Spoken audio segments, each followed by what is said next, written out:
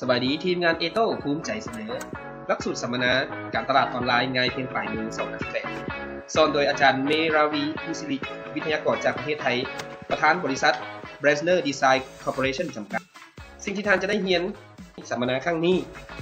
ท่านจะได้รู้เกี่ยวกับแนวทางการตลาดออนไลน์ในปี2018การนำใช้สื่อออนไลน์ที่เหมาะสมกับธุรกิจของท่าน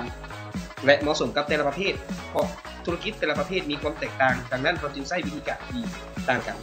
ปัญหาทำเลที่ตั้งการโฆษณาที่แพงของธุรกิจของท่านที่บ่ได้ผลจะหมดไปเมื่อท่านทุ่งใช้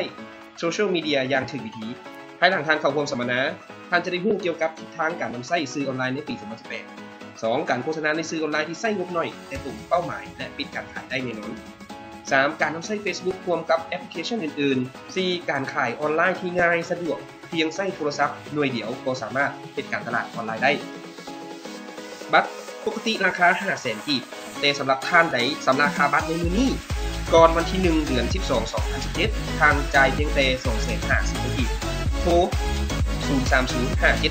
030-574-2894โทรตอนนี้มีโปรโมชั่นดีๆไว้รอท่าน